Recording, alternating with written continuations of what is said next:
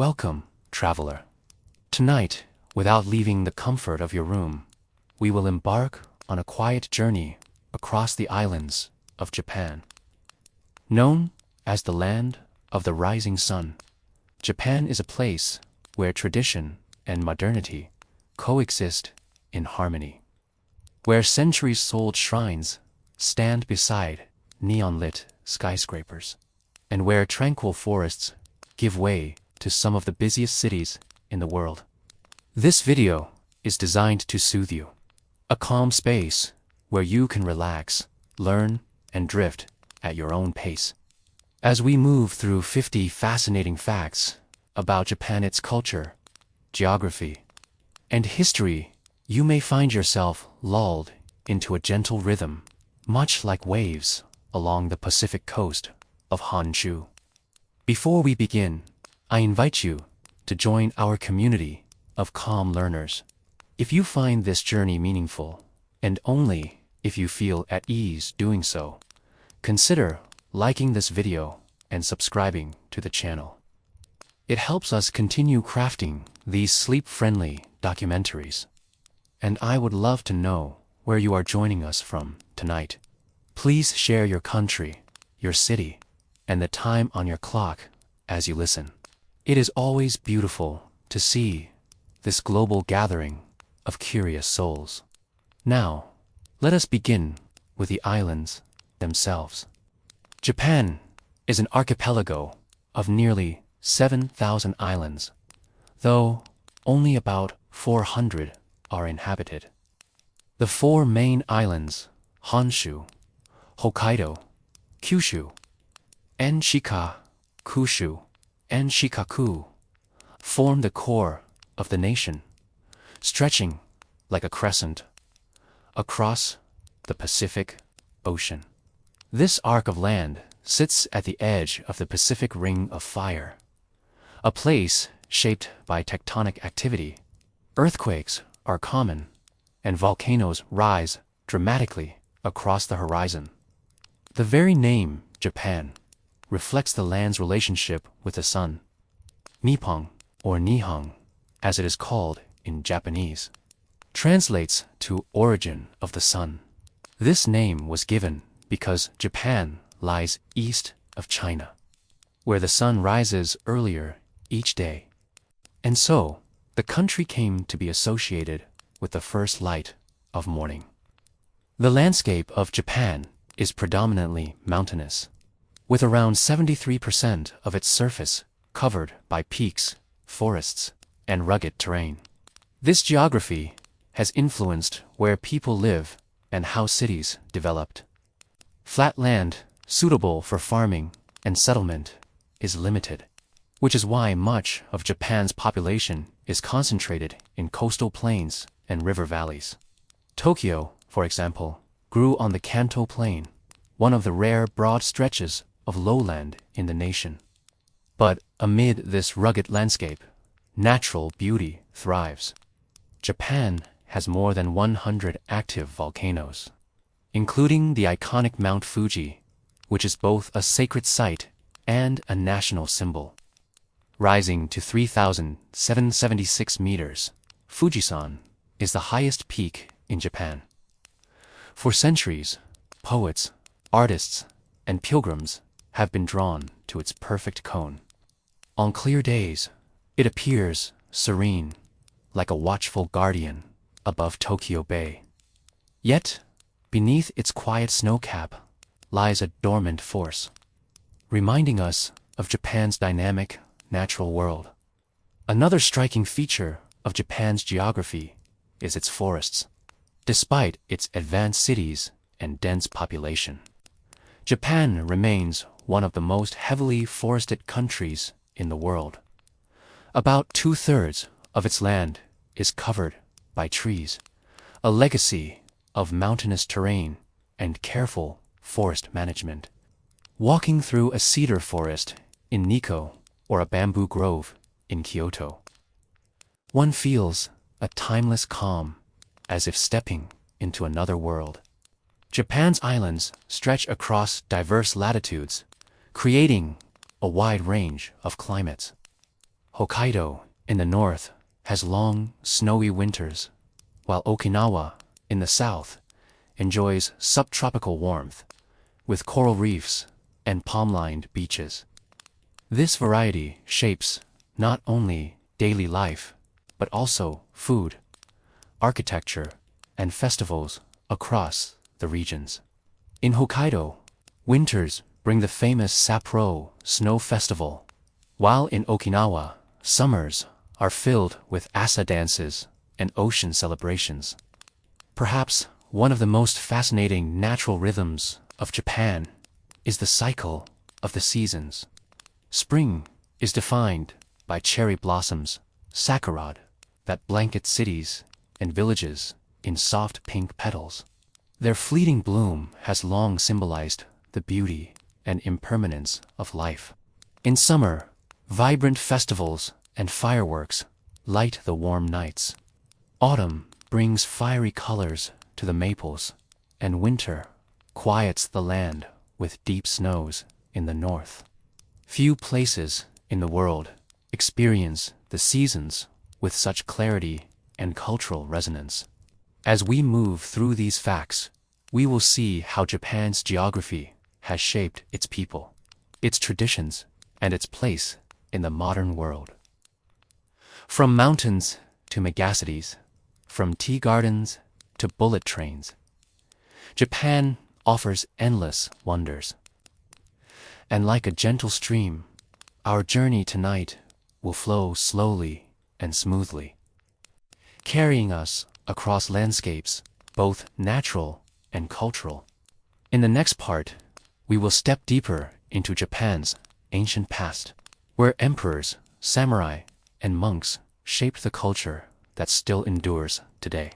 As we drift deeper into Japan's story, we find ourselves moving back thousands of years into a time when the islands were first being settled. Human presence in Japan dates back at least 30,000 years during the Paleolithic era, when people crossed land bridges that once connected the islands to the Asian mainland. These early inhabitants lived by hunting and gathering, moving across the rugged terrain in small bands. One of the most fascinating periods in early Japanese history is the Jomon era, beginning around 14,000 years ago. The Jomon people are named after the distinctive pottery they created, decorated with cord-marked patterns. These vessels are among the oldest ceramics in the world. Imagine fires glowing in simple pit dwellings. The Jomon culture endured for millennia, developing rituals, art, and spiritual practices tied closely to nature. Archaeological sites reveal figurines known as Dogus Mall clay figures with wide eyes and intricate designs. Their purpose remains mysterious. Some believe they represented fertility, protection, or shamanistic rituals. These fragments give us glimpses into the spiritual life of ancient Japan, long before written records. Around 300 BCE, a new wave of influence swept across the islands. This was the Yayoi period, marked by the introduction of rice cultivation. The cultivation of wet rice, likely brought from the Korean peninsula or China, transformed society. Rice paddies spread across valleys and plains, supporting larger, more settled communities. Alongside agriculture came advances in metallurgy, weaving, and social organization. The seeds of Japanese civilization were taking root. By the 3rd century CE, powerful clans were emerging. Burial mounds known as coffin massive, earthen structures shaped like keyholes were constructed for their leaders. Some of these tombs stretch hundreds of meters in length, testifying to the power and resources these rulers commanded. Inside, treasures of bronze mirrors, swords, and jewelry have been discovered, revealing connections with China and Korea through trade and diplomacy. Around this time, Japan began to interact more deeply with neighboring civilizations. Chinese records mention a queen named Himiko, who ruled during the 3rd century and sent emissaries to the Chinese court. Her realm, known as Yamatai, is shrouded in mystery, yet her story reveals the early diplomacy that connected Japan to the wider Asian world. As centuries passed, the Yamato state rose to prominence, centered in what is now the Nara region. By the 5th century, Yamato rulers were consolidating power, uniting much of the Japanese archipelago under their influence. They adopted many elements of Chinese governance, writing, and culture, blending them with local traditions. This fusion created a uniquely Japanese identity that continues to evolve even today. Buddhism arrived in the mid-6th century, carried by envoys from the Korean kingdom of Baekje. This new religion transformed Japan's spiritual and cultural life. Temples were built, statues of the Buddha crafted, and philosophical ideas spread through the court and among common people. Yet Shinto, the indigenous faith of Japan, remained strong. Shinto emphasizes reverence for calm spirits found in mountains, rivers, trees, and ancestors. The coexistence of Buddhism and Shinto, rather than conflict, became a hallmark of Japanese culture, each influencing art, architecture, and rituals. During the Nara period of the 8th century, Japan established its first permanent capital at Hyokyo, modeled after the grand Chinese city of Chang'an. This was a time of flourishing literature, including the Kojiki and Nihon Shoki, the earliest chronicles of Japan's history and mythology. These texts describe the divine origins of the imperial line, tracing the emperor's descent from Amaterasu, the sun goddess. In this way, political power was bound to spiritual legitimacy. Soon after, the Heian period brought Japan's golden age of court culture. The capital shifted to Heian-kyu. Today's Kyoto, and a refined aristocratic society blossomed. Here, poetry, calligraphy, and music flourished. Women at court composed literary masterpieces, including The Tale of Genji by Murasaki Shikibu, often regarded as the world's first novel. Within its pages, we find a vivid portrayal of courtly romance, aesthetics, and the pursuit of beauty. Heian culture was deeply tied to nature and the changing seasons. Poetry competitions celebrated cherry blossoms, autumn leaves, and the sound of crickets in the night. The court practiced a philosophy known as Mono no aware, the gentle awareness, a sensitivity to the fleeting beauty of life. This concept still echoes in Japanese culture. From the viewing of cherry blossoms to the subdued tones of traditional art. As the Heian period declined, power shifted away from the court and toward the warrior class. The samurai rose as protectors of land and lords, setting the stage for centuries of military rule. In time, shoguns would dominate Japan, while the emperor remained a symbolic figure. But even amid conflict, Japan's culture continued to weave together strands of spirituality. The early centuries of Japan shaped not only its political foundations, but also its enduring cultural essence. From clay figurines of the Jomon to the elegant novels of the Heian, we see how the Japanese people carried their traditions forward while embracing new ideas from abroad. In the next part, we will explore the era of the samurai, the warriors, who defined much of Japan's medieval age and whose influence lingers even in modern times. As our journey through Japan continues, we enter one of the most iconic chapters of its history, the age of the samurai. These warriors were not simply fighters. They were products of a complex social order tied to loyalty, discipline, and a code of honor that still fascinates people around the world today. The word samurai means one who serves, and indeed, service lay at the heart of their identity. Samurai pledged their lives to their lords, known as daimyo, in a system of mutual obligation. This relationship was more than militariate, was deeply personal, a bond of loyalty that was valued above wealth or comfort. Their guiding principle, Bushido, or the way of the warrior, emphasized courage, honor, self-discipline, and loyalty unto death. Samurai society grew as Japan shifted into the medieval period, beginning around the late 12th century. Power had moved away from the elegant but weakened Heian court and into the hands of warrior families. The Minamoto clan, after years of conflict, established the first shogunate in 1192 under Minamoto no Yoritomo. The emperor remained in Kyoto as a symbolic figure, but true political authority lay with the shogun, a military leader who commanded both armies and governance.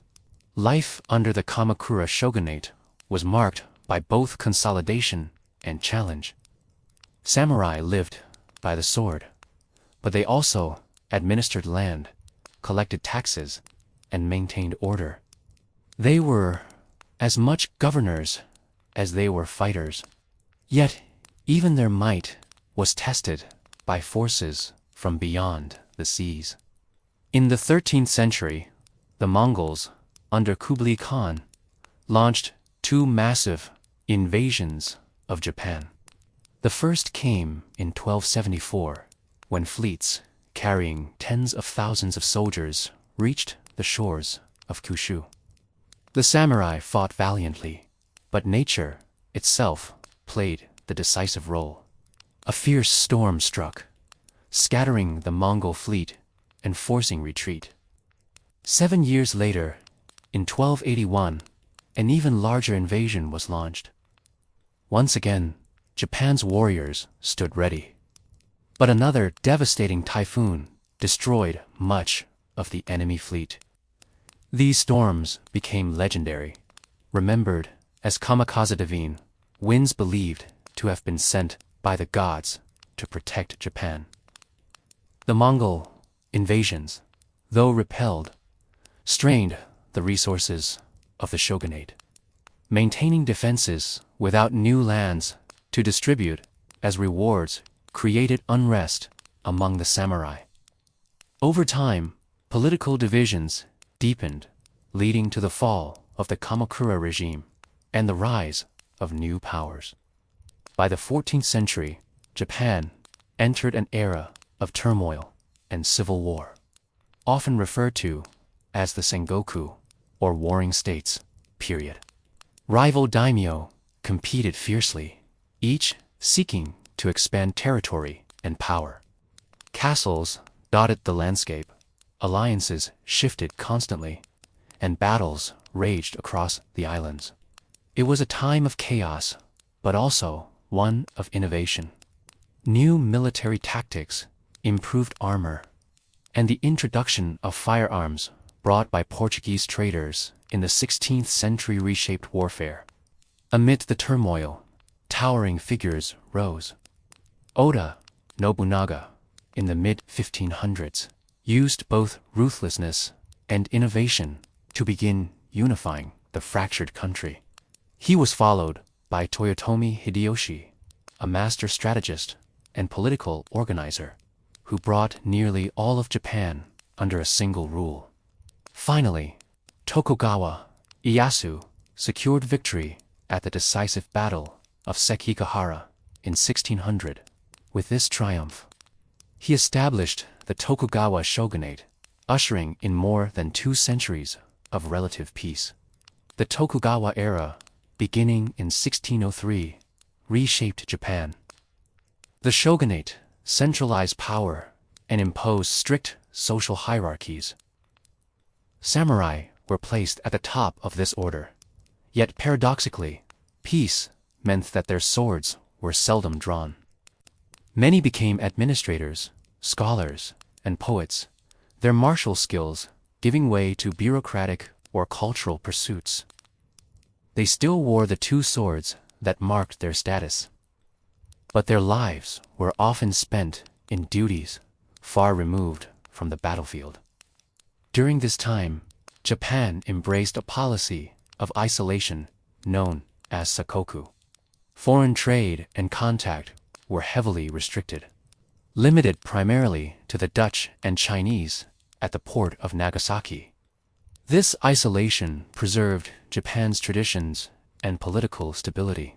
But it also meant that the world beyond its shores advanced in ways the Japanese elite largely observed from a distance. Culturally, the Tokugawa era was a time of flourishing. The peace allowed for the development of arts, theater, and literature. Kabuki theater captured the vibrancy of urban life. Woodblock prints, known as ukiyo, depicted both landscapes and the pleasures of city entertainment. And haiku, poetry, short and evocative, found masters whose verses distilled entire worlds into just a few lines. Yet, beneath the surface, change brewed. By the 19th century, Western ships arrived once more. Commodore Perry's black ships anchored in Edo Bay in 1853, demanding that Japan open its ports. This encounter shattered Japan's isolation and set into motion a chain of events that would end the shogunate. The samurai class, once the backbone of Japanese order, would soon fade from power as the nation moved into a new age of modernization. But their legacy lingers. The ideals of loyalty, discipline, and honor remain embedded in Japanese culture, visible in everything from martial arts to business ethics. The imagery of the samurai continues to inspire literature, cinema, and even global popular culture. Their story is both a reminder of Japan's martial past and a symbol of resilience and discipline. In the next part, we will step into this moment of transformation. The Meiji Restoration. When Japan opened itself to the world and began its remarkable leap into modernity. As the 19th century drew forward, Japan stood at a crossroads. For more than 250 years, under the Tokugawa shogunate, it had lived in relative peace and isolation. The world outside, however, was changing at a pace unlike anything seen before. Industrial revolutions were reshaping Europe and North America, while colonial empires stretched across Asia and Africa. In this shifting global order, Japan's closed doors could no longer remain shut. The turning point came in 1853, when American Commodore Matthew Perry sailed into Edo Bay with his so-called black ships. These steam-powered vessels, looming and unfamiliar, symbolized the technological superiority of the West. Perry delivered a demand. Japan must open its ports to trade. The Tokugawa government, unable to resist such overwhelming power, signed treaties granting Western nations access and privileges. This moment marked the unraveling of sakoku, the isolationist policy that had preserved Japan for centuries. Many Japanese saw the treaties as humiliating, imposed without equal terms. The perception of weakness fueled discontent. Samurai factions and reformist groups began to challenge the shogunate, calling for a return of power to the emperor in Kyoto. Their rallying cry was Sanji revere the emperor, expel the barbarians. By 1868, civil conflict broke out between forces loyal to the shogun and those supporting imperial restoration. The imperial faction, backed by powerful domains such as Satsuma and Choshu, ultimately prevailed. The young emperor Meiji ascended as the symbolic head of a newly unified state. Thus began the Meiji Restoration, a turning point not only in Japanese history, but in the broader history of modernization. The Meiji government wasted no time in transforming Japan. Leaders recognized that to survive in a world dominated by Western empires, Japan would need to adopt modern technologies, institutions, and military systems. Within just a few decades, the nation underwent rapid and sweeping reforms. Feudal domains were abolished, and in their place came a centralized system of prefectures governed by officials loyal to Tokyo. The samurai class, which had defined Japan for centuries, was formally dissolved. Samurai stipends were eliminated, and the wearing of swords in public was prohibited. Though painful for many, these reforms paved the way for a society no longer bound by rigid class divisions. Education became a national priority. Schools were established across the country, teaching literacy, mathematics, science, and moral instruction. For the first time, children from farming villages had access to formal learning, allowing knowledge to spread far beyond elite circles. This investment created a foundation for Japan's later achievements in science, technology, and culture. Industrialization soon followed. Railways stitched together islands, telegraph lines carried messages with unprecedented speed, and factories began producing textiles, steel, and machinery. Foreign advisors were invited to share expertise, while Japanese students traveled abroad to study Western science, law, and military organization. Cities such as Yokohama and Osaka transformed into hubs of commerce and technology. Culturally, Japan faced a delicate balance. Western suits, hats, and architecture appeared in urban centers, yet traditional art and values endured. The government promoted Wakan Yusai, Japanese spirit. Western technology. This phrase captured the essence of the era. Modernization without losing identity.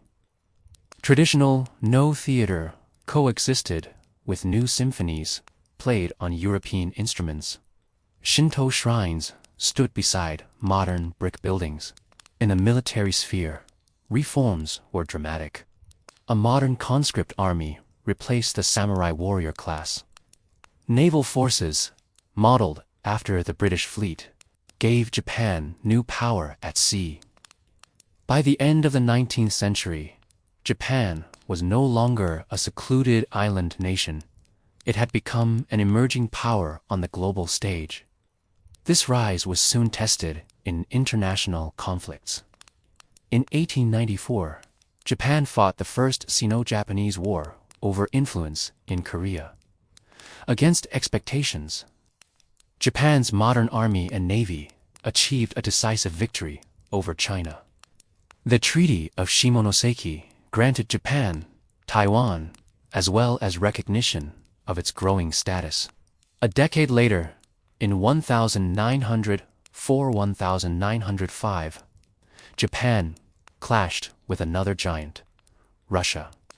The Russo-Japanese War ended with yet another astonishing outcome. Japan emerged victorious.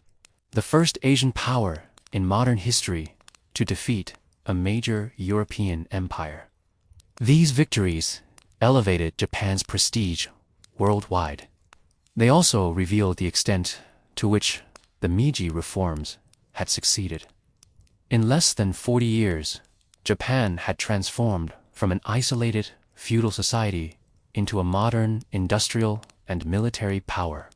This rapid ascent inspired admiration, but also unease, as global powers now saw Japan not as a distant curiosity, but as a rising competitor. Life for ordinary Japanese people during this time was filled with both opportunities and challenges. Farmers continued to toil in rice fields, yet many migrated to growing cities in search of factory work. Merchants thrived in bustling urban markets, while women began to find new roles in education and industry, though often within limited boundaries. The landscapes of Japan were also transformed. Steam locomotives crossed countryside once traveled only by foot or horse. Brick warehouses and stone government offices rose alongside wooden shrines and thatched farmhouses. The juxtaposition of old and new became a defining feature of the Meiji era. Yet, despite all this change, the Japanese people retained deep connections to their traditions. Festivals, tea ceremonies, and haiku poetry persisted, offering continuity in a rapidly shifting world. The blend of modernity and tradition, of steel and cherry blossoms, created a society both unique and dynamic. The Meiji Restoration remains one of history's most remarkable transformations. It laid the groundwork for the Japan we know, today technologically advanced, globally connected, yet deeply rooted in its heritage. In our next chapter, we will explore how Japan, having modernized, began to expand its influence beyond its shores, and how this journey shaped its place in the 20th century. As Japan entered the 20th century, its transformation under the Meiji Restoration had already placed it among the ranks of modern nations. Yet modernization did not merely equip Japan with industry, education, and technology. It also gave it ambition. With modern armies, advanced ships, and a growing economy, Japan now sought not only survival in a world dominated by imperial powers, but also influence, territory, resources, and recognition on the global stage. The seeds of this expansion had already been sown. The victories in the Sino-Japanese War of 1894 to 1895 and the Russo-Japanese War of 1900–1905 established Japan as the dominant power in East Asia by defeating two of the largest empires of the time. Japan shattered Western assumptions of Asian inferiority and claimed its place as a formidable imperial nation. In the aftermath of these wars, Japan gained not only prestige but also territory. Taiwan became its first overseas colony. Korea, long a contested land between China and Japan, was formally annexed in 1910. On the Asian mainland, Japan established influence over parts of Manchuria, where valuable resources such as coal and iron awaited industrial use. These territories were more than symbols. They provided raw materials, markets for Japanese goods, and strategic footholds in a region increasingly contested by global powers. Domestically, expansion was portrayed as both a necessity and a duty. Leaders emphasize the importance of securing resources to fuel Japan's growing industries, especially as the nation lacked abundant natural supplies on its home islands. At the same time, imperial ideology promoted the notion that Japan had a unique role in leading and modernizing Asia. This ideology blended pragmatism with cultural pride, reinforcing Japan's sense of destiny. World War I offered another opportunity. When the global conflict erupted in 1914, Japan joined the Allied powers, aligning itself with Britain, France, and later the United States.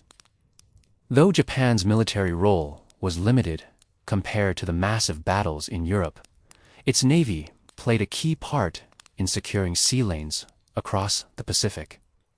Japan also seized German colonies in China's Shandong Peninsula and in the Pacific Islands, further extending its reach. At the Paris Peace Conference of 1919, Japan stood alongside victorious Western nations, a recognition of its new global status. It secured control of former German territories in the Pacific under a League of Nations mandate, including the Marshall Islands, Mariana Islands, and Caroline Islands. These specks of land, scattered across vast ocean spaces, granted Japan both strategic depth and symbolic validation of its imperial power. Yet, Japan's ambitions did not go unchallenged. Western powers remained wary of its growing influence, and tensions began to surface, particularly with the United States. Both nations had interests in the Pacific, and as Japan's expansion continued, so too did suspicions. Still, during the 1920s, Japan participated in international agreements aimed at balancing power. The Washington Naval Treaty of 1922, for instance, sought to limit battleship construction among major navies. Japan accepted restrictions, though not without resentment.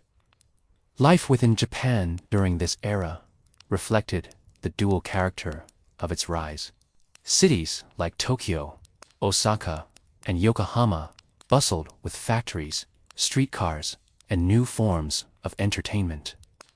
Jazz music floated through urban cinemas, showed silent films, and department stores sold imported luxury goods. A new middle class emerged, enjoying Western fashions and modern conveniences. At the same time, rural Japan faced hardship. Farmers, who made up a large portion of the population, often struggled with poverty. The benefits of modernization were unevenly distributed, creating social tensions that simmered beneath the surface. Many young men from farming villages joined the military, seeking stable income and opportunity. Others migrated to urban areas, swelling the working-class population in factories. Women, too, began to see gradual changes. Education for girls expanded, and some entered the workforce as teachers, clerks, or factory workers. Yet traditional roles remained deeply rooted, and societal expectations emphasized domestic duties. Still, the seeds of women's participation in modern Japan had been planted, even if their path remained challenging. The 1920s also saw political experimentation. Japan adopted more democratic institutions, with elected parties gaining influence in the government. This era, sometimes called Taisho democracy, witnessed lively debates about rights, labor conditions, and social reforms. Newspapers and magazines spread new ideas while student movements pressed for change. But alongside these developments, nationalism grew stronger. The military maintained great influence, and many officers believed Japan's destiny required further expansion. The balance between democracy and militarism would remain fragile, eventually tipping in the decades to come. Culturally, Japan continued to balance tradition and modernity. Haiku poetry and kabuki theater thrived even as novels, films, and modern art gained popularity. Shinto shrines and Buddhist temples coexisted with neon signs and Western-style architecture.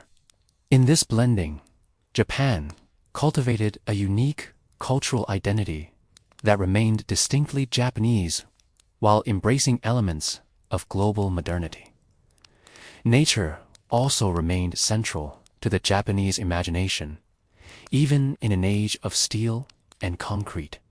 Cherry blossom festivals continued to draw crowds, reminding people of impermanence and beauty. Mount Fuji, eternal and serene, stood as a symbol of national pride. Forests, rivers, and coastlines still inspired painters and poets, ensuring that modernization did not sever ties to the land. As the 20th century moved forward, Japan stood as both a rising star and a nation with growing pressures. Its economy expanded, its empire grew, and its people navigated a complex mix of tradition and change. Yet, beneath the surface lay tensions between rural and urban, democracy and militarism, cooperation and ambition that would shape its path in the years ahead. In the next part, we will explore how Japan moved into the tumultuous decades of the 1930s and 1940s, a period when the balance tipped decisively toward militarism and global conflict. As the 1930s dawned, Japan found itself at a crossroads. The optimism and experimentation of the Taisho era gave way to turbulence, shaped by economic crises, political instability, and the growing influence of the military. While the world grappled with the Great Depression, Japan sought solutions not only through internal reform, but also through expansion beyond its shores. The economic impact of the Depression hit Japan particularly hard. As global demand for silkworm, of Japan's most important exports, collapsed, rural families who relied on silkworm production faced desperate poverty. Urban factories, too, slowed or closed, leaving workers unemployed. For many Japanese, the promise of prosperity that modernization had suggested seemed fragile, if not illusory. In this environment of uncertainty, the military gained ground. Army officers argued that Japan needed secure access to natural resources to protect itself from the unpredictability of global markets. Oil, iron, coal, and farmland were scarce on the Japanese home islands, but abundant in continental Asia. Expansion was framed not merely as ambition, but as survival.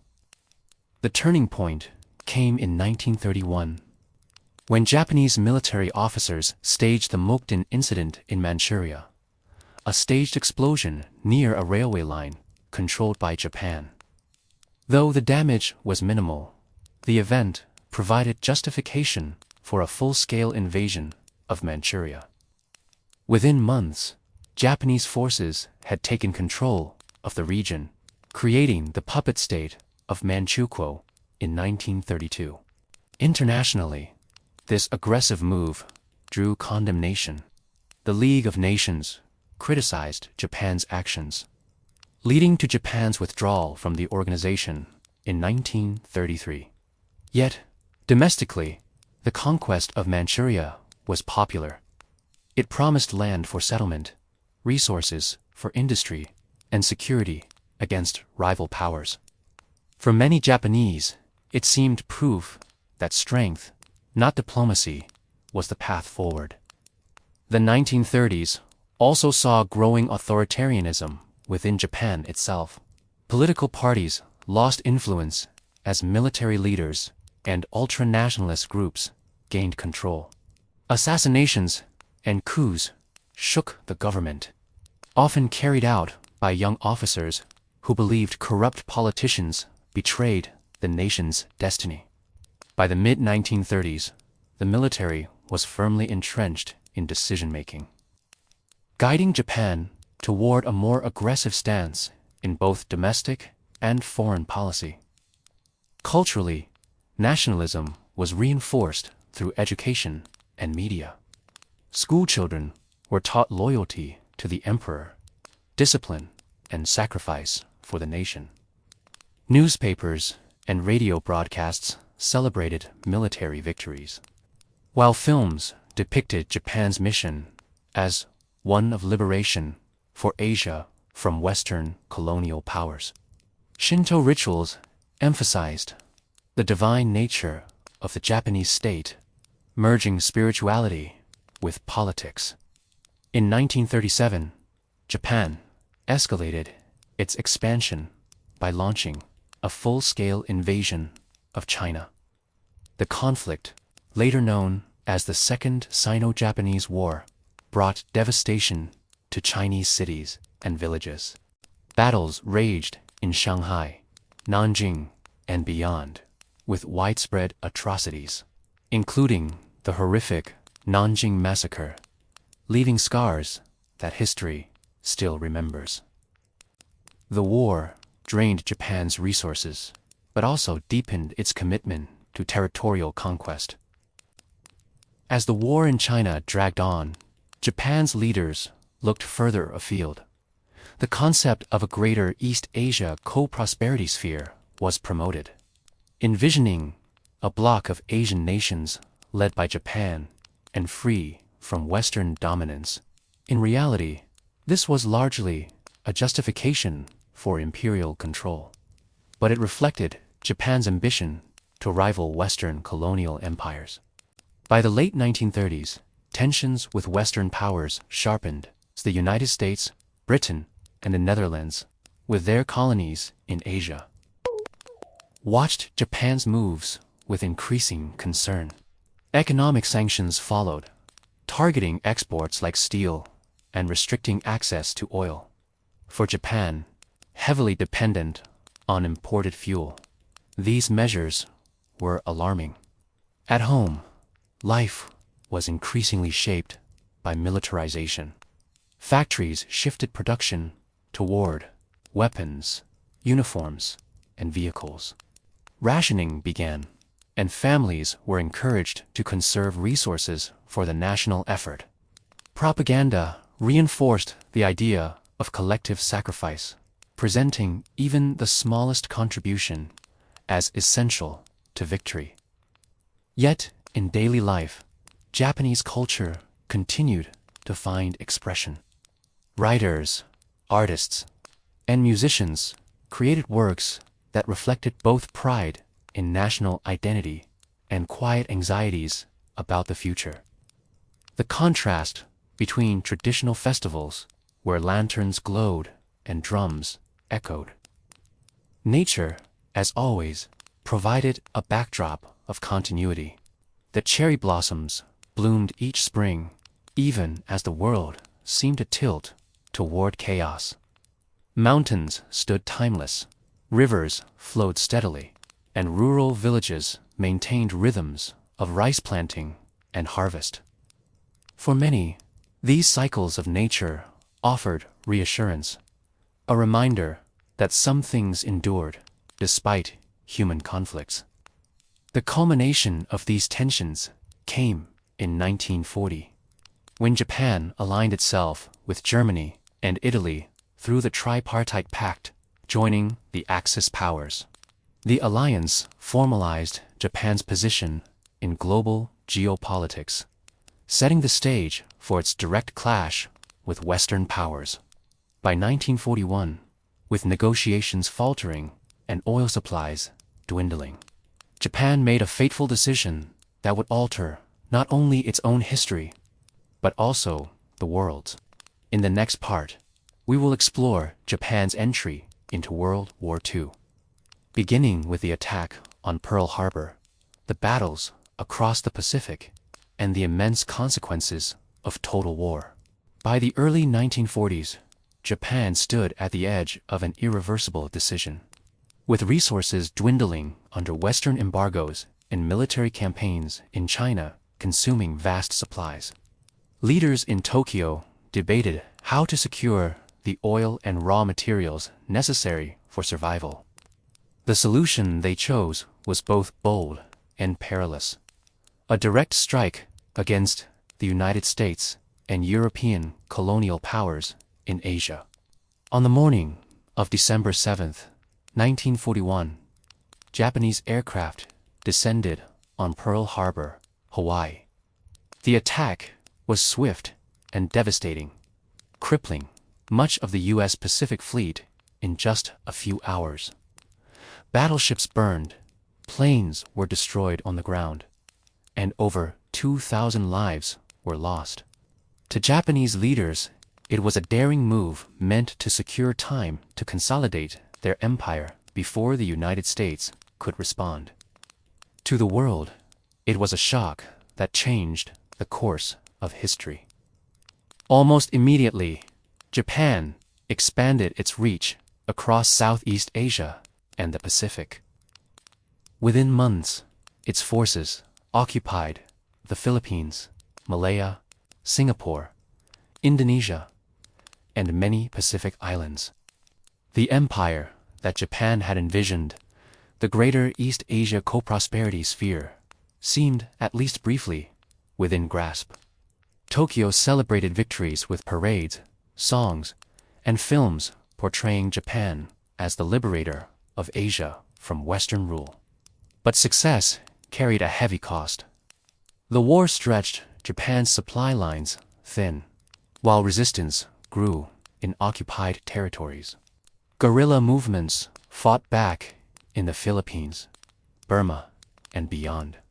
Meanwhile, the United States and its allies regrouped, using their vast industrial capacity to build ships, planes, and weapons at a pace Japan could not match. The tide began to turn in 1942 with the Battle of Midway.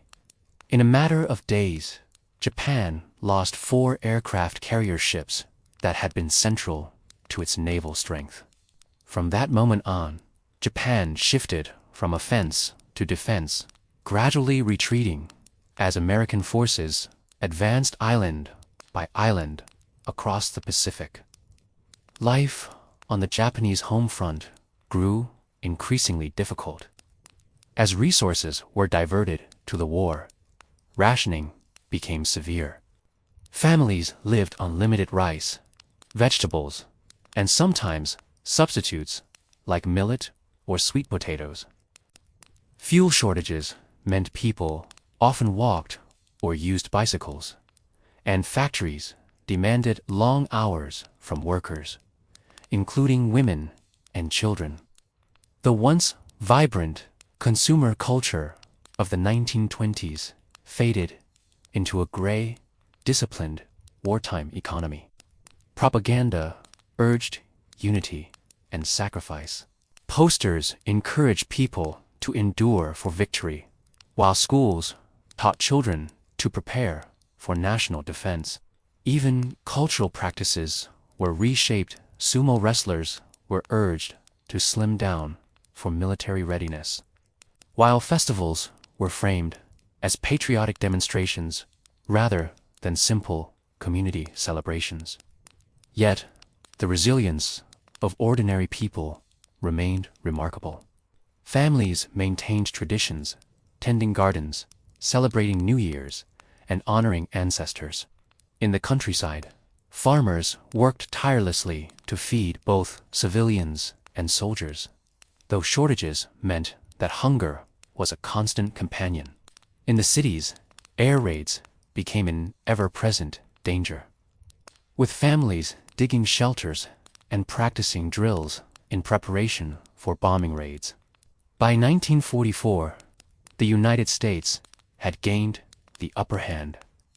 Fierce battles at Saipan, Iwo Jima, and Okinawa brought American forces closer to the Japanese home islands. Each battle was devastating, with high casualties on both sides and civilian populations caught in the destruction. The Japanese military strategy increasingly relied on desperation, including the introduction of kamikaze pilots, young men who sacrificed their lives by flying planes directly into enemy ships. Meanwhile, Japan's cities came under relentless bombing campaigns. Tokyo, Osaka, Nagoya, and many others were reduced to ashes in firebombing raids that killed hundreds of thousands and left millions homeless. Wooden houses and narrow streets made urban areas especially vulnerable to firestorms. The capital, once a bustling, modern metropolis, was scarred by devastation. Though cherry blossoms still bloomed even in burned-out neighborhoods, a poignant reminder of nature's persistence. The final chapter of Japan's wartime struggle came in August 1945. After years of grueling conflict, the United States dropped 2 atomic bombs, one on Hiroshima on August 6th, and another on Nagasaki on August 9th. The destruction was beyond anything the world had ever witnessed. Entire neighborhoods vanished in seconds, and radiation left survivors with lasting scars. Combined with the Soviet Union's entry into the war against Japan, the pressure proved overwhelming. On August 15, 1945, Emperor Hirohito addressed the nation by radio, the first time his voice was heard by ordinary citizens. Speaking in solemn tones, he announced Japan's surrender, urging his people to endure the unendurable, to bring peace. For millions, the moment was surreal, marking the end of a war that had consumed their lives for over a decade. The aftermath of defeat was both painful and transformative.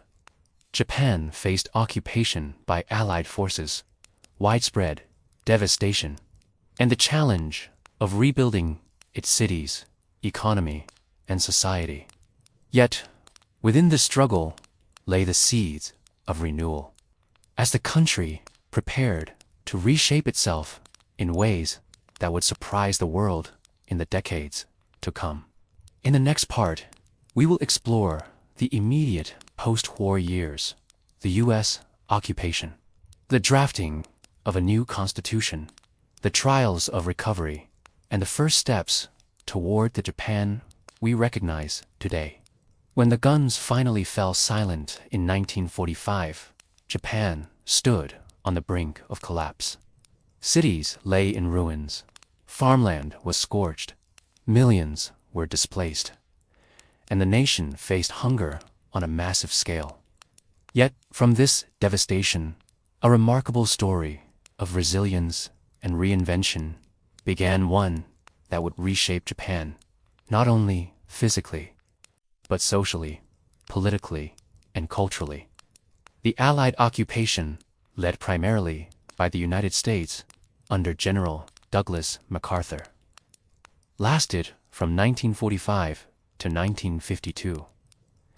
It was one of the most ambitious reconstruction projects in modern history, aiming not only to rebuild Japan's shattered economy, but also to transform its political system, society, and worldview.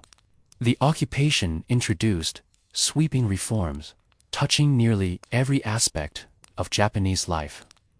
One of the most significant changes came in 1947 with the adoption of a new constitution, often called the post-war constitution. It redefined Japan as a democratic nation, granting universal suffrage, including for women who gained the right to vote for the first time. Civil liberties were expanded, freedom of speech and press were guaranteed, and the emperor was reduced from a divine sovereign to a symbolic figurehead. This was a radical departure from the authoritarian system that had led Japan into war. Perhaps the most famous clause of the Constitution is Article 9, in which Japan renounced war as a sovereign right and pledged never to maintain armed forces for the purpose of aggression. Although Japan would later create a self-defense force, Article 9 remains a defining feature of its national identity, shaping debates about security and pacifism to this day. Land reform was another crucial policy. Before the war, much of Japan's farmland was owned by absentee landlords who leased plots to tenant farmers. The occupation redistributed land, selling it to those who actually worked the soil. This change not only improved rural living standards, but also reduced inequality and helped stabilize society during a time of scarcity. Economic reform took center stage as well. Large business conglomerates, known as zaibatsu, which had dominated pre-war industry, were dissolved or reorganized. Labor unions gained recognition, and new systems of corporate governance were introduced. Although hardship persisted desolate during the first years of food shortages and rationing, Japan slowly began to rebuild its industries, laying the foundation for what would become one of the world's most powerful economies. Daily life in the late 1940s was marked by both struggle and innovation. Urban residents often scavenged for food in the countryside, trading clothes or valuables for rice and vegetables. Black markets thrived, where goods unavailable through official rationing could be purchased. Yet, there was also an air of possibility. Schools adopted new curricula emphasizing critical thinking rather than militarism, and cultural life began to revive. Cinema, literature, and art reflected both the trauma of war and the hope for renewal. The presence of American soldiers and administrators brought new influences. Jazz music, Hollywood films, chewing gum, and Coca-Cola became symbols of the changing era. At the same time, Japanese traditions endured. Temples reopened, festivals resumed, and families continued rituals honoring ancestors. The blending of old and new created a unique cultural atmosphere that would define post-war Japan. One of the most profound aspects of this era was the psychological shift. For a nation that had long seen itself as invincible, defeat and occupation were deeply humbling experiences. Yet many Japanese embraced the opportunity to rebuild differently. Intellectuals debated democracy, pacifism, and modernization. Ordinary people found ways to adapt, women entering the workforce in greater numbers, communities banding together to clear rubble, and young students dreaming of a new kind of future. By the early 1950s, progress was visible. Factories, once converted for wartime production, began turning out consumer goods. Rail lines reopened. Cities reconstructed their centers. And economic growth, though slow, at first gained momentum.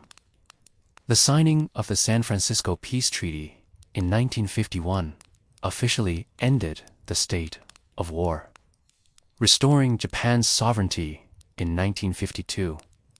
The occupation ended, but its legacies shaped the nation profoundly. The transformation of Japan from a militarized empire to a peaceful democracy was not only remarkable, it was unprecedented in scale and speed. Out of ashes, Japan began to redefine itself as a nation committed to peace, education, and progress. And the seeds planted in these years would blossom into the economic miracle of the coming decades. In the next part, we'll journey into the era of Japan's post-war economic miracle. How a country once reduced to ruins became one of the world's leading industrial powers in just a single generation. As the 1950s unfolded, Japan entered a period that historians often call the economic miracle. It was a transformation so swift and so dramatic that it remains one of the most extraordinary recoveries in modern history.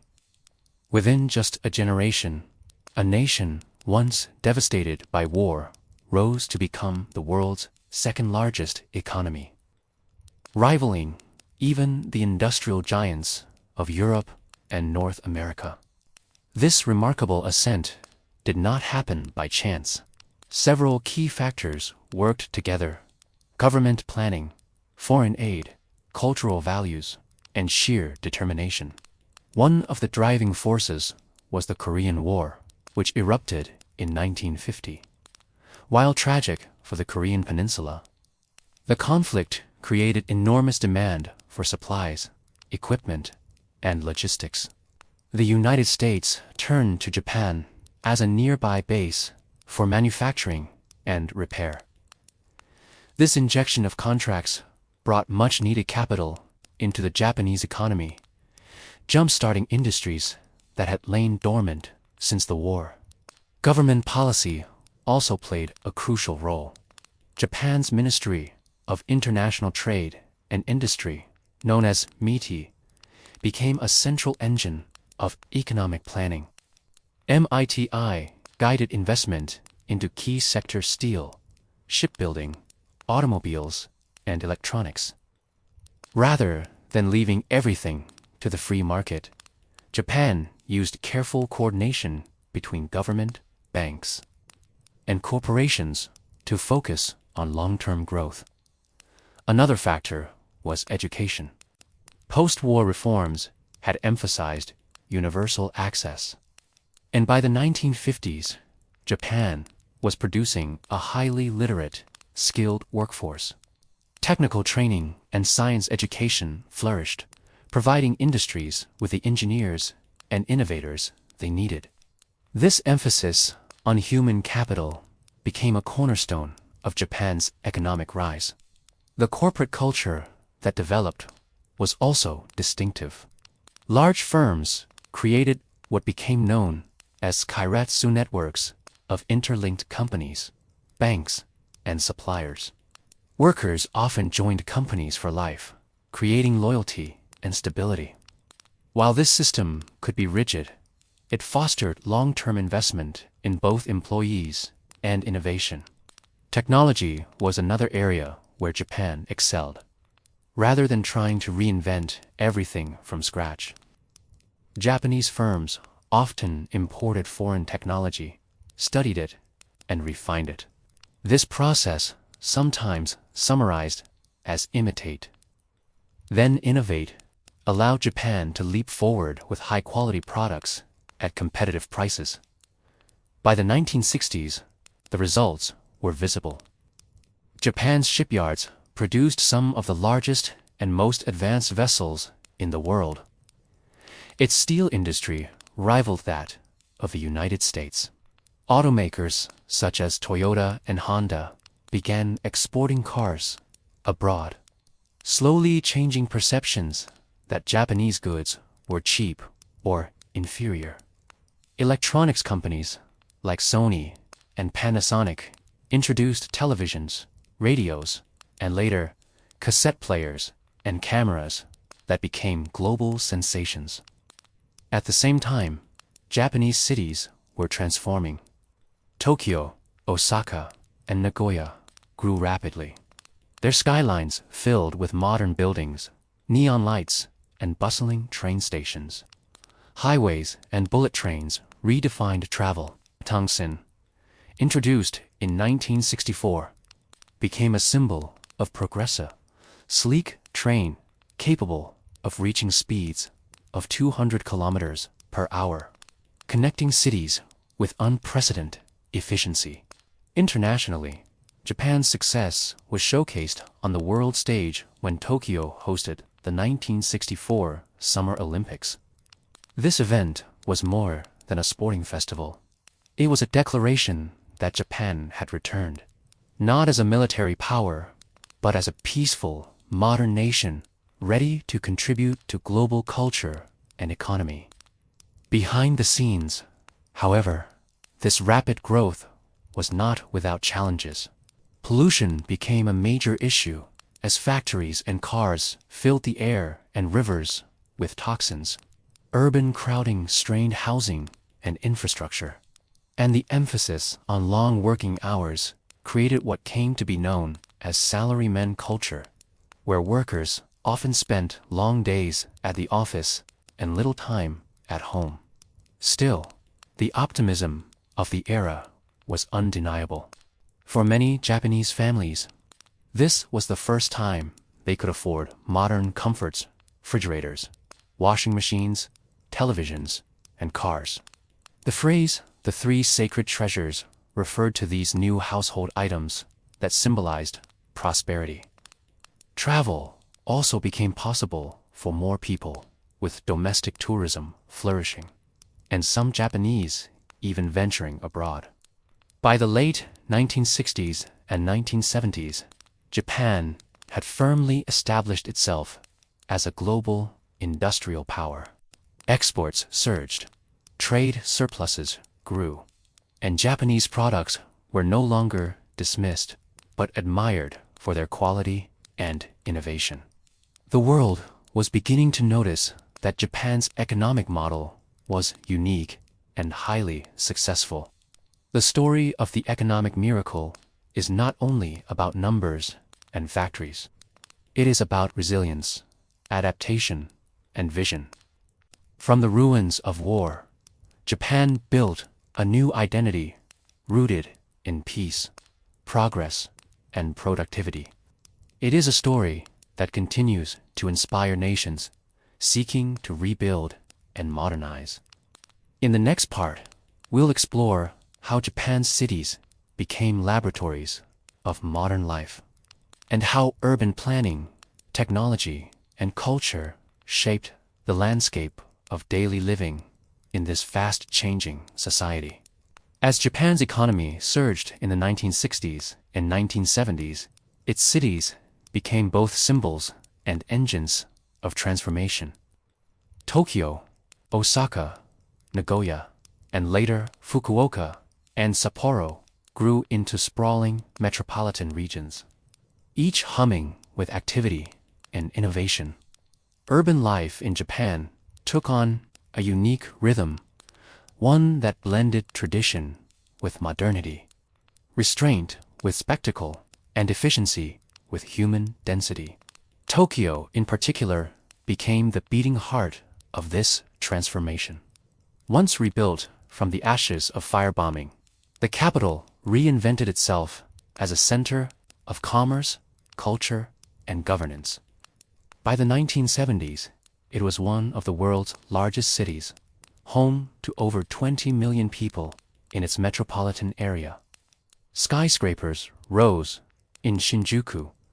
Shibuya became a hub of youth culture, and Ginza's glittering department stores symbolized luxury and consumerism. But what made Japanese cities distinctive was not only their scale, but also their organization. Land was scarce, especially in mountainous Japan, where only about 1/3 of the land is flat enough for settlement. This scarcity forced cities to grow vertically, with tall apartment blocks, high-rise offices, and layered infrastructure. Underground shopping centers spread below train stations, while above ground, elevated expressways snaked between buildings. Public transportation became the lifeline of urban Japan. The Shinkansen connected major regions, while local rail networks provided punctual, frequent services within cities. Tokyo's subway system became a marvel of efficiency, handling millions of daily commuters with near-perfect precision. Trains ran so regularly that one could set a watch by them, and delays of even a minute were rare. The culture of commuting shaped daily life. Salarymen in suits and schoolchildren in uniforms filled platforms each morning, moving through stations with remarkable order despite the crowds. The experience was intense, yet predictable, a reflection of Japan's wider social value on harmony and punctuality. Meanwhile, Osaka developed a reputation for its commercial dynamism and culinary culture. Known as Japan's kitchen, Osaka was the birthplace of beloved dishes such as okonomiyaki and takoyaki. Its bustling districts like Dotonbori glowed with neon lights and the aromas of street food, offering a different kind of urban vibrancy from Tokyo's more formal tone. Nagoya, strategically located between Tokyo and Osaka, grew as an industrial powerhouse, especially in automobiles. Toyota's headquarters in the nearby city of Toyota, yes, renamed after the company, underscored the deep connection between corporate innovation and urban growth. Sapporo, on the northern island of Hokkaido, became known not only for its breweries and snow festivals, but also as a carefully planned city with wide boulevards, a rarity in Japan. Fukuoka, closer to Korea and China, emerged as a gateway city to Asia. Reflecting Japan's growing international outlook, urban life in these cities was shaped by contrasts. Ancient temples nestled quietly among glass towers. Traditional markets sold seasonal produce alongside convenience stores open 24 hours a day. Neighborhood shrines and festivals carried on traditions even as skyscrapers and shopping malls rose around them. One of the most fascinating aspects of Japanese cities was the blending of public and private spaces. Tiny alleyways, or yokacho, offered intimate eateries and bars where strangers could sit shoulder to shoulder, sharing food and stories. At the same time, sprawling department stores provided polished shopping experiences, complete with rooftop gardens and art galleries. Technology also defined city living. From the 1970s onward, vending machines became ubiquitous, offering drinks, snacks, and later even hot meals and electronics. Pachinko parlors filled with flashing lights and mechanical sounds became a form of urban entertainment. And Japan's cities were among the first to embrace the digital revolution, with electronics districts like Akihabara in Tokyo offering the latest gadgets. Yet life in these urban landscapes also posed challenges. High population density meant small living spaces. Many families lived in compact apartments with just enough room for daily needs. Privacy was limited, but efficiency was prized. Housing developments known as donchi large apartment complex provided affordable living, but also shaped the social fabric, creating close-knit, yet sometimes isolating, communities. Despite these challenges, Japanese cities offered a unique model of modern living. They were clean, safe, and remarkably well organized. Crime rates were low, public services were reliable, and civic pride kept neighborhoods tidy. Even in the busiest streets, it was common to find pocket-sized parks or carefully tended flower pots placed by residents. The rise of cities also redefined leisure. Baseball became a beloved pastime, with Tokyo Dome and Koshien Stadium drawing huge crowds. Theaters showcased kabuki and modern plays, while music scenes in Shibuya and Shinjuku launched global trends. Seasonal festivals seized blossom viewings in spring. Fireworks in summer gave urban residents a chance to pause and celebrate nature amidst the concrete. Perhaps most striking was how cities became the lens through which Japan presented itself to the world. Visitors arriving at Narita Airport or walking through Shinjuku Station encountered a society that felt futuristic, orderly, and deeply cultural all at once. For many, this was their first impression of Japan, a nation where neon lights reflected on wet pavement, where bullet trains whispered through stations, and where a temple bell could still be heard in the distance. As the 1970s and 1980s progressed, Japanese cities became laboratories for urban life, influencing planning and architecture worldwide. The balance between density, public transport, and cultural vibrancy made them models for sustainable growth, long before the term sustainability became fashionable. In the next part, we'll explore how Japan's relationship with technology deepened during the late 20th century, shaping not only its economy, but also its culture, identity, and global influence. By the late 20th century, Japan had become synonymous with technology, innovation, and futuristic living. The nation's cities glowed with neon light, its factories hummed with precision, and its products reached every corner of the globe. But beneath the glossy image of cutting-edge electronics and sleek automobiles lay a deeper story of how Japan harnessed innovation to rebuild its identity, drive its economy, and redefine modern culture. In the 1970s, Japanese companies began to dominate industries that were once led by Western giants. Brands like Sony, Panasonic, Sharp, and Toshiba transformed how the world consumed media and information.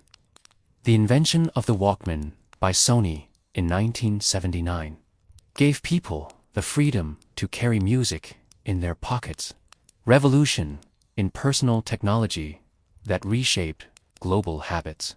Suddenly, trains, streets, and parks were filled with people walking in rhythm to their own private soundtracks. Meanwhile, Japan became the world leader in television sets and home appliances. Families in the US and Europe increasingly fill their homes with Japanese products, associating them with quality, affordability, and durability. From VCRs to compact disc players, Japan's mastery of miniaturization and efficiency captured the global market.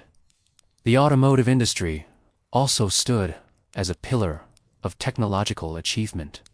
Toyota, Honda, Nissan, and Mazda refined production methods to deliver vehicles that were fuel-efficient, reliable, and affordable, qualities that resonated especially during the oil crises of the 1970s. Toyota's just-in-time manufacturing philosophy became legendary, emphasizing efficiency, minimal waste, and teamwork. These practices were later studied and adopted by companies around the world. Innovation was not confined to products, but also extended to infrastructure. The Shinkansen, first launched in 1964, continued to evolve through the 1970s and 1980s.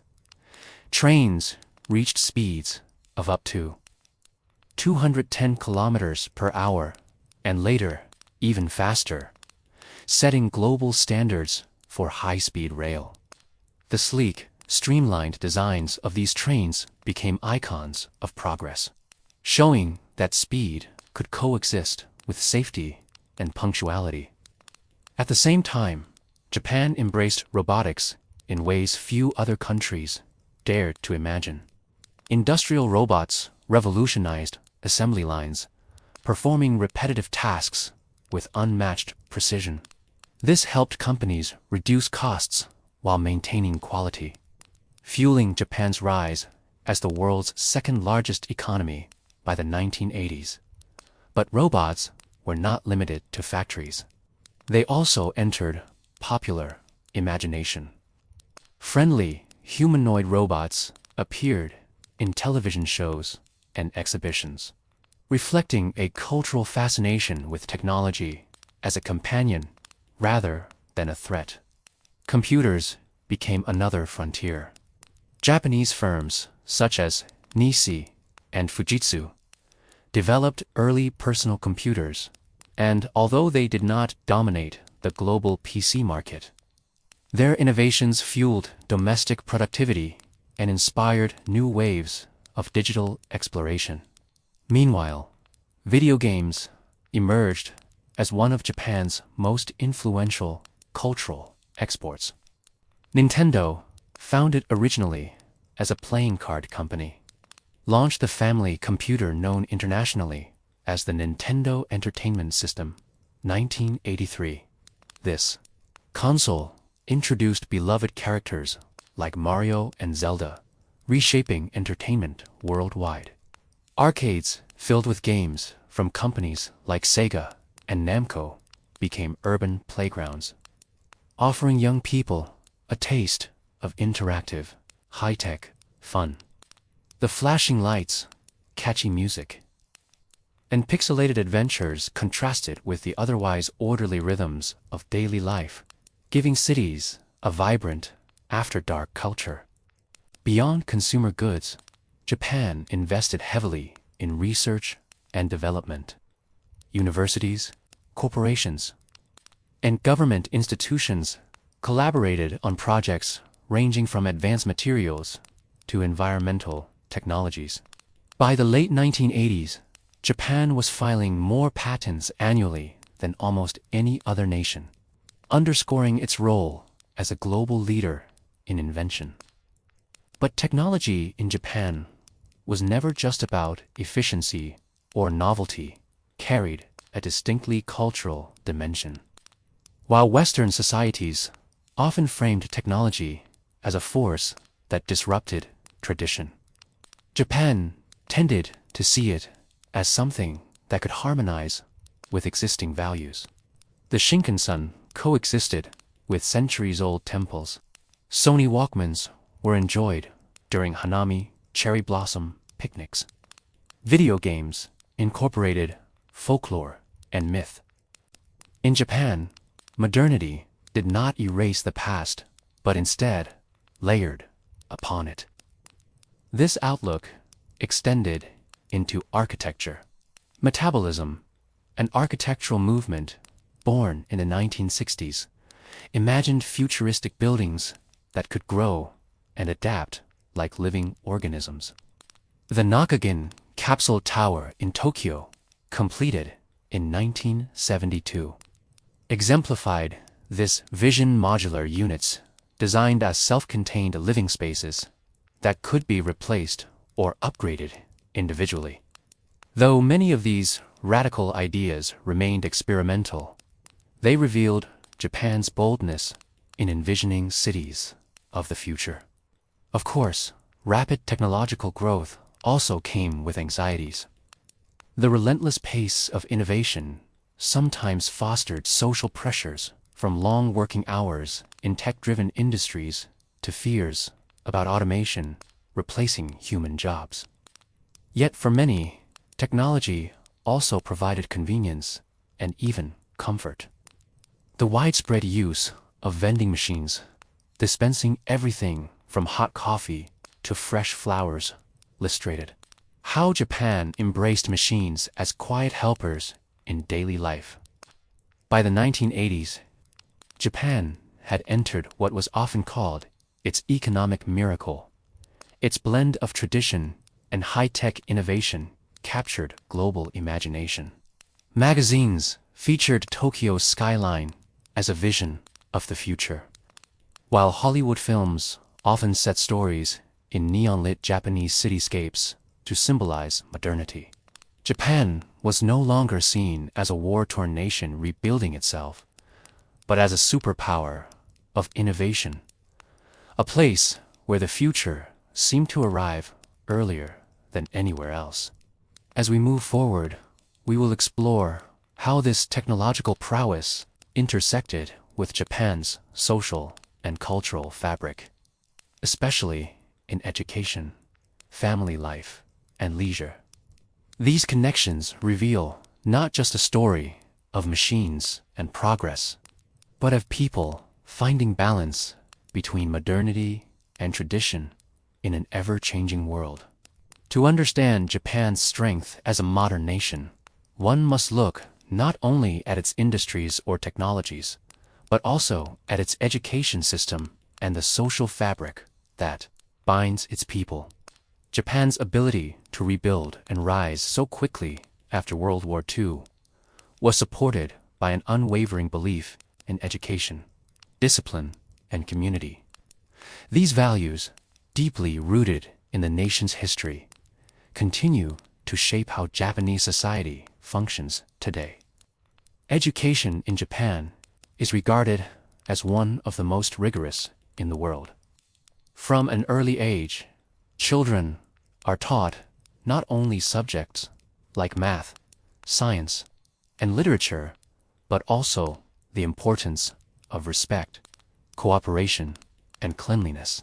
Morning greetings, bowing, and classroom rituals are as much a part of school life as textbooks and blackboards.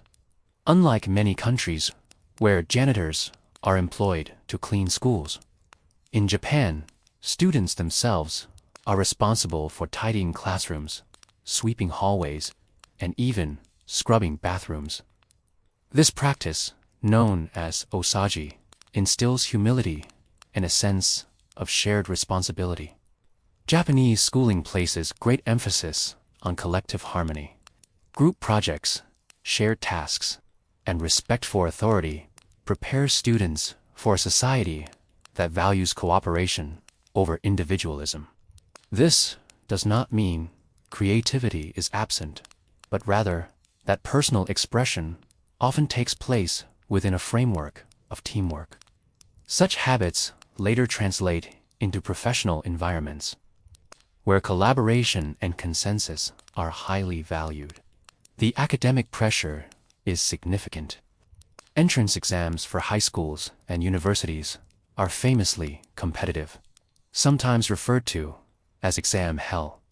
Families invest heavily in supplementary after-school programs called juku, or cram schools, where students spend long evenings reviewing lessons in preparation for exams.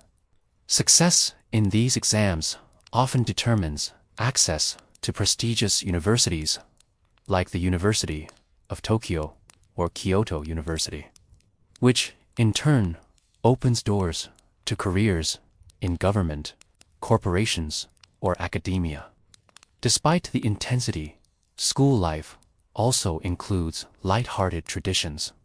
Sports days, known as undokai, bring together students, teachers, and families for relay races, tug of war, and performances. Cultural festivals, or bungasai, transform classrooms into art galleries, theaters, and cafes, allowing students to showcase their talents and creativity. These events not only strengthen school spirit, but also reflect Japan's emphasis on blending discipline with community joy. Outside of education, Japanese social life is deeply shaped by group belonging. Workplaces, for example, function as extended families. Employees often dine and drink together after hours in gatherings called nomikai. These events are not merely social, but serve as informal spaces where hierarchy softens and colleagues bond. The workplace itself is rooted in loyalty and long-term commitment. Traditionally, employees joined a company after graduation and remained there for much of their careers, a system known as lifetime employment. Though less common today, the cultural expectation of dedication and responsibility persists. Hard work is seen as both a personal duty and a contribution to society's well-being.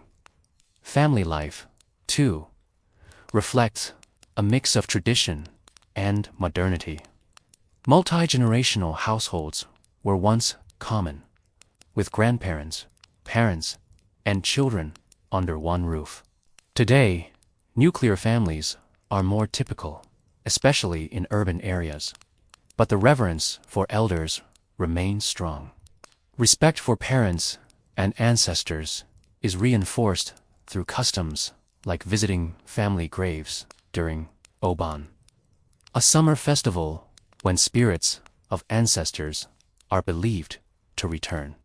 Social etiquette plays a central role in daily interactions. Bowing is the traditional greeting, with the depth of the bow reflecting respect.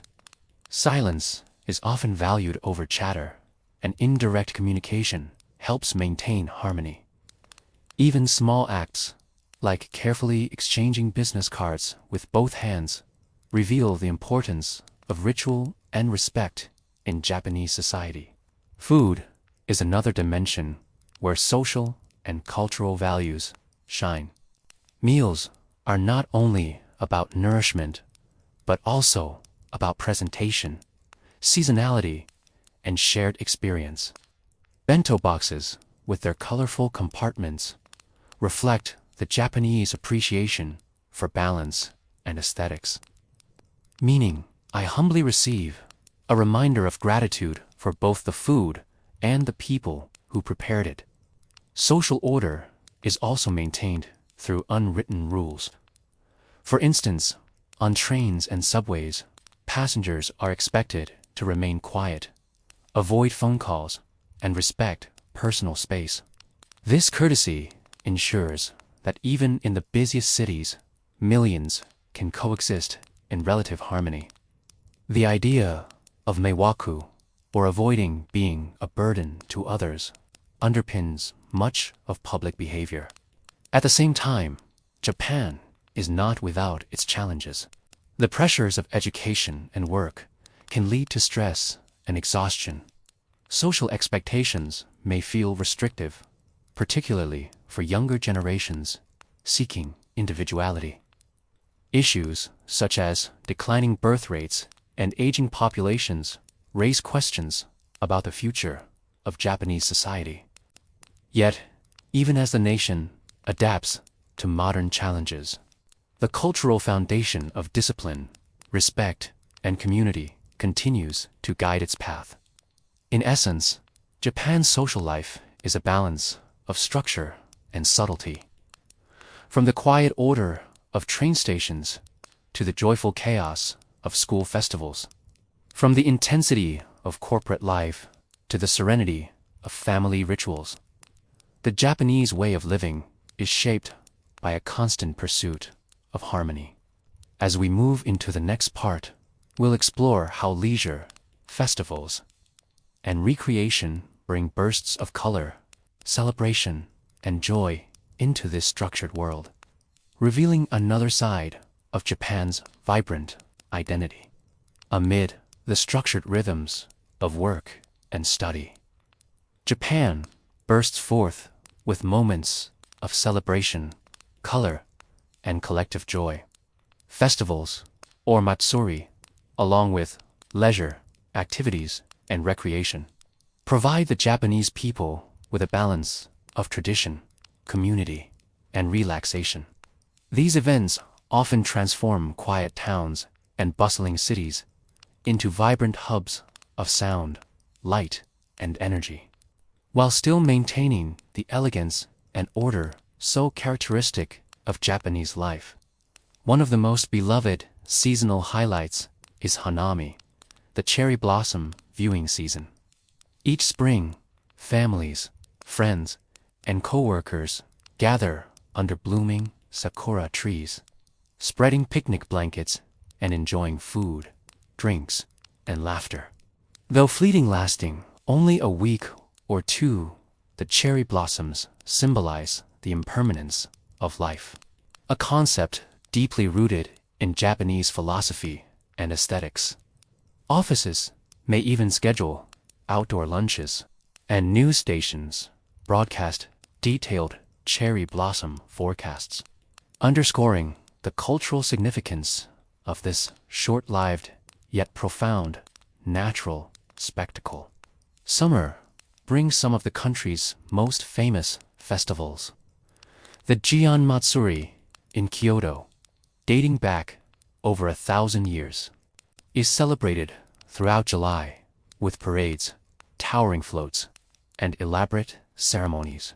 In Aomori, the Nabuta Matsuri lights up the night with enormous, illuminated floats shaped like gods, warriors, and mythological creatures.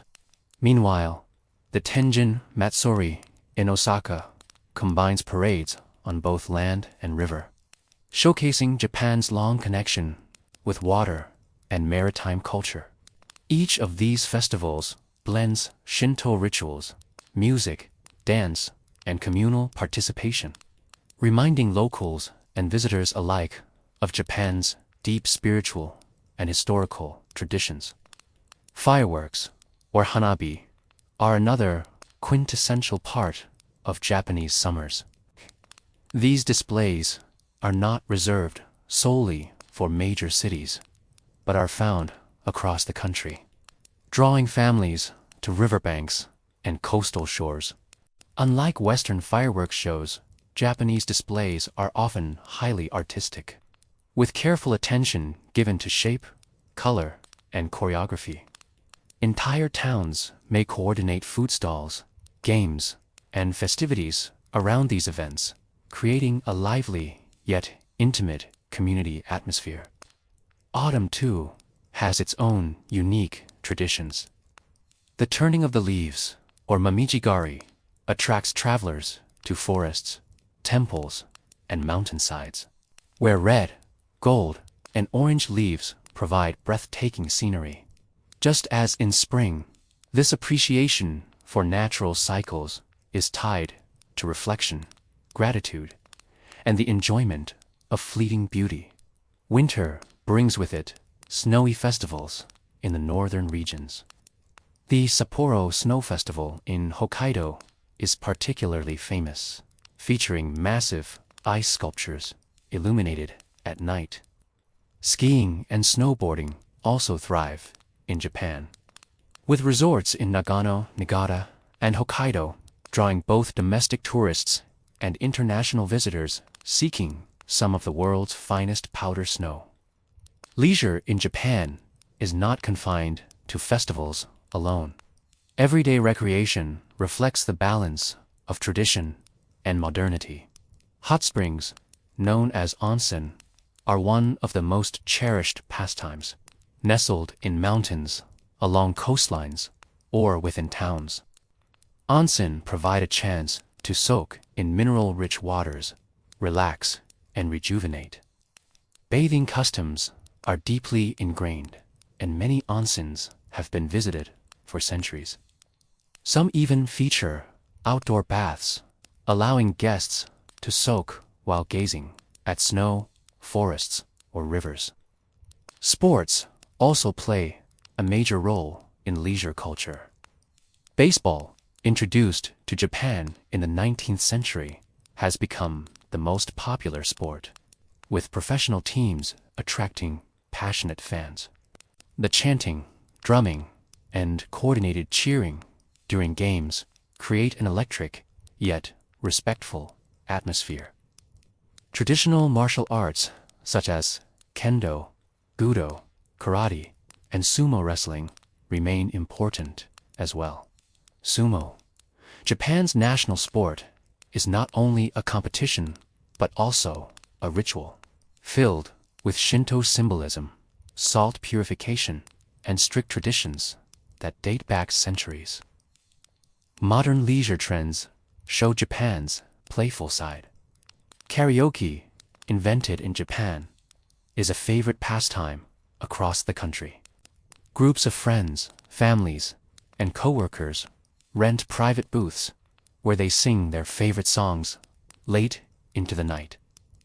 Gaming, too, is a massive part of Japanese leisure, with arcades offering a dazzling range of experiences from claw machines to rhythm games and virtual reality. Tokyo's Akihabara district is known worldwide as a hub for anime, manga, and gaming culture, reflecting the country's role as a leader in global entertainment. Shopping is both a necessity and a leisure activity.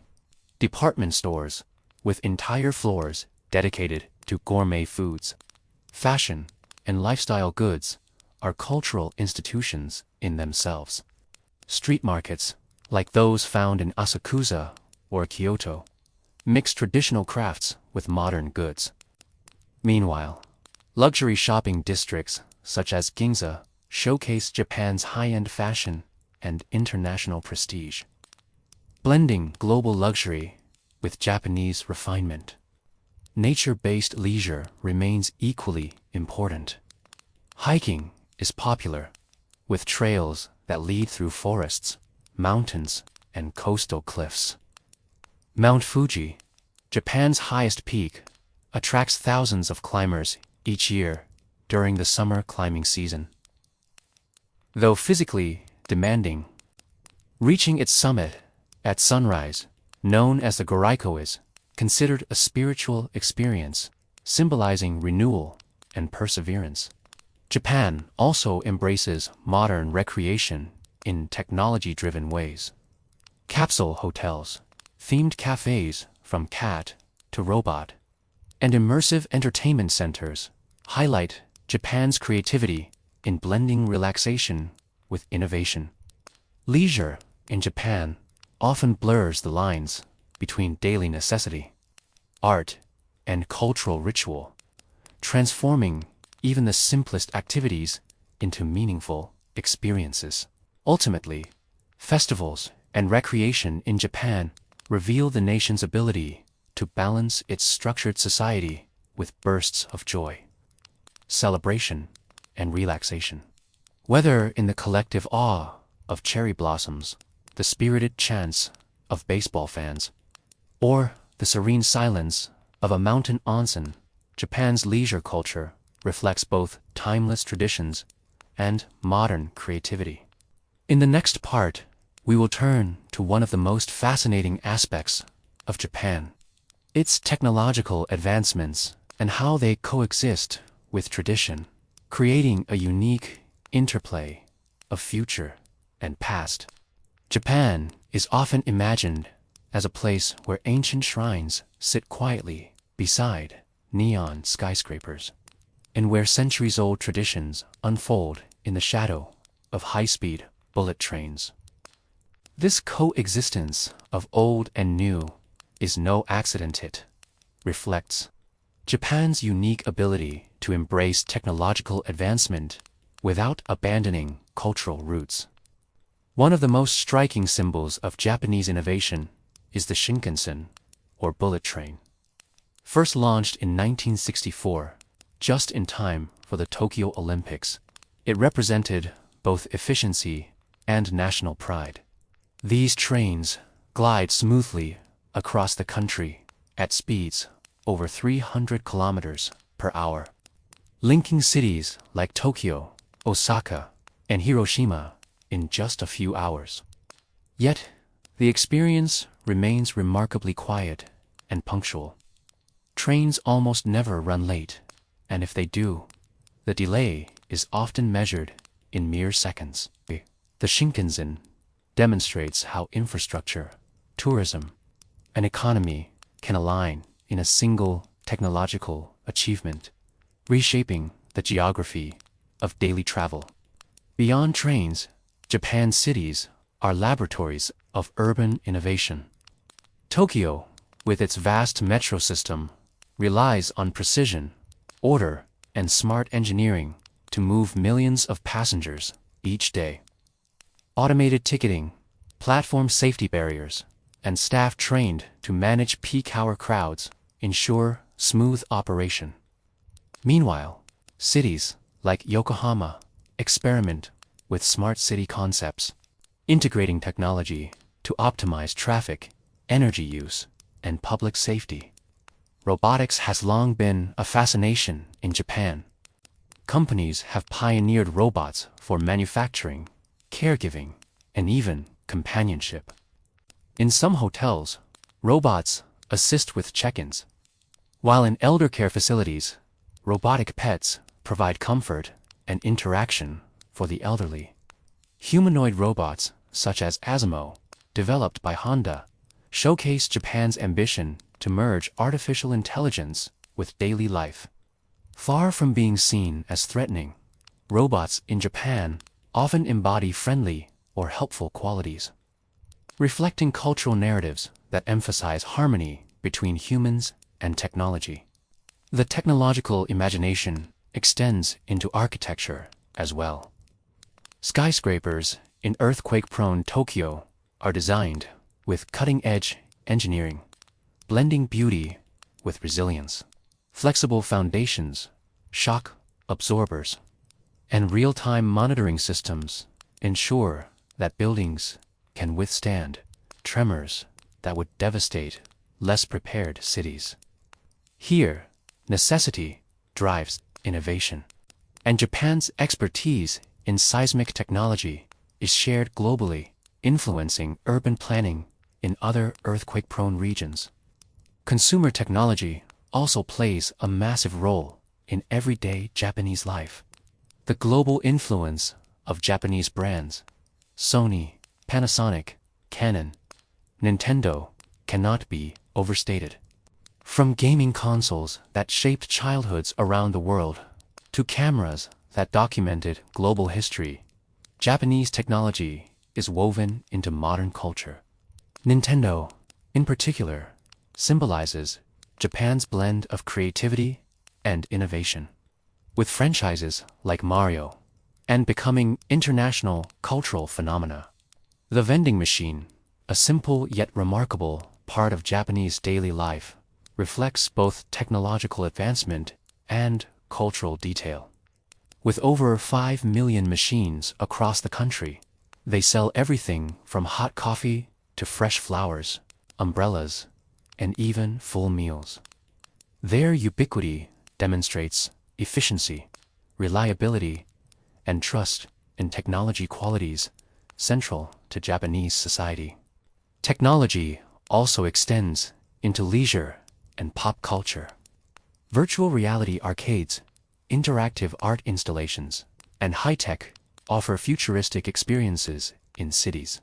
The Team Lab Borderless Museum in Tokyo, for example, immerses visitors in a world of digital light and shifting landscapes, blurring the line between art and technology. These experiences embody Japan's ability to use innovation not only for utility, but also for wonder and play. At the same time, Japan demonstrates how innovation coexists with tradition. Consider Kyoto's temples, illuminated at night with subtle LED lighting that highlights centuries-old architecture without overpowering it. Or agricultural advancements that merge with ancient practices, such as precision rice planting using drones, while farmers still observe rituals to honor the spirits of the land. This duality, embracing technology while maintaining cultural respect, is a hallmark of Japanese progress. Environmental innovation is another area where Japan leads. With limited natural resources, the country has long pursued efficiency in energy and recycling. Tokyo's waste sorting system is among the most meticulous in the world, turning what might seem like routine trash management into a carefully orchestrated urban process. Renewable energy, electric vehicles, and hydrogen fuel cell technology are all part of Japan's vision for sustainable living, reflecting a global role in confronting climate change. Japan's advances also extend to luxury and tourism. High-tech hotels offer capsule accommodations that maximize efficiency in dense urban areas, while luxury resorts combine futuristic amenities with traditional hospitality. The tourism industry has increasingly adopted virtual tours, automated guides, and AI-driven services, catering to global visitors while maintaining Japan's reputation for precision and care. Yet, perhaps the most fascinating part of Japan's technological story is not its inventions alone, but how they integrate seamlessly into daily life. A commuter rushing through Tokyo's Shinjuku station, guided by digital signs and mobile apps, may end the day soaking in a centuries-old onsen. A child playing a Nintendo Switch in Osaka may also take part in a traditional festival later that night. This blending creates a sense that the future and the past are not separate, but intertwined. As we transition into the final part of this journey, we will reflect on how Japan's many layers, geography, history, culture, traditions, and innovations combine to create a nation that continues to inspire wonder across the world. It is not only the land of the rising sun, but also a land where ancient roots and futuristic dreams rise together. As our journey through Japan comes to its closing chapter, let us take a gentle pause and breathe in the harmony that defines this remarkable country. Japan is a land that never rests in a single category, is both a nation of mountains and seas, of neon cities and quiet temples, of ancient rituals and futuristic innovations. It is, in many ways, a place of balance, where opposites are not in conflict, but instead weave into a fabric that is deeply coherent and profoundly beautiful. When we think of Japan, we often imagine its landscapes first. The snow-dusted peaks of Hokkaido, the mist-laden forests of Yakushima, the carefully sculpted gardens of Kyoto, and the restless Pacific waves crashing into Okinawa's coral shores. Each of these images tells us something different about geography, climate, and biodiversity. Yet together, they remind us that Japan is shaped as much by natural forces as it is by human culture. And then we consider the people. The Japanese approach to life reflects values of respect, patience, and attention to detail. Whether it is the way a tea master folds cloth in preparation for a ceremony, or the way train conductors bow to their passengers, the gestures feel small, yet profound. They signal a society that prizes harmony and continuity. Even in Tokyo, the world's largest metropolis, there are pockets of calm where traditions endure. A small shrine nestled between office towers, a tatami room preserved inside a modern house, a farmer's market bringing fresh produce into the heart of the city. Culturally, Japan's influence radiates far beyond its shores. Manga and anime captivate global audiences. Sushi and ramen are now beloved in kitchens from Paris to Sao Paulo. Minimalist design, rooted in Zen principles, informs architecture and fashion worldwide. And the resilience of Japanese communities, seen in their recovery from natural disasters like the 2011 earthquake and tsunami, inspires international admiration. Japan is also a country of contrasts that somehow work in unison. The shrines of eyes, Jingu, built anew every 20 years as part of a cycle of renewal, stand in dialogue with Shibuya Crossing, where tens of thousands of pedestrians flow daily through a choreography of light and motion. The quiet call of a temple bell resonates just as deeply as the hum of the Shinkansen. These dualities are not contradictions. They are Japan's greatest strength. Economically and technologically, Japan continues to influence global progress.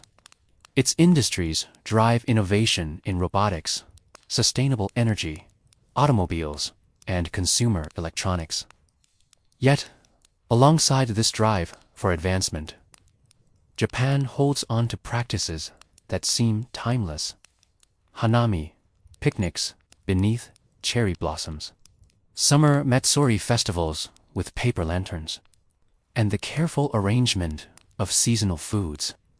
Progress is not a replacement for tradition, but a companion to it.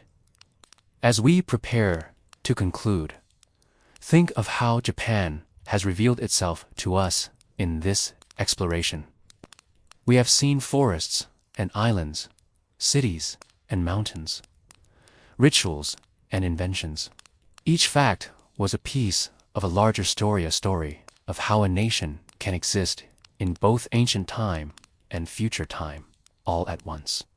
This is why Japan is not only fascinating for travelers, scholars, or dreamers, it is also a mirror that shows us what is possible when respect for the past meets openness to tomorrow.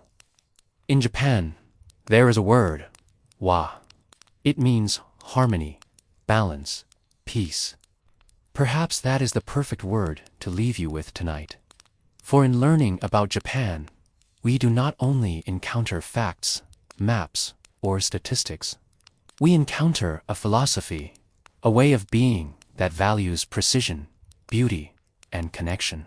So, as you drift now, whether into thought or into sleep, imagine yourself walking through a quiet bamboo forest. Sunlight filters down in shifting patterns. The air is calm, filled with the sound of a stream nearby. And, at the forest's edge, the world of the city waits bright, vibrant, alive. Thank you for joining this long and gentle journey through the land of the rising sun. If you enjoyed this exploration, I invite you to subscribe and return for more journeys across our world, always at a calming pace, always filled with wonder. And before you rest, share in the comments where you are watching from and what time of night or day you are listening.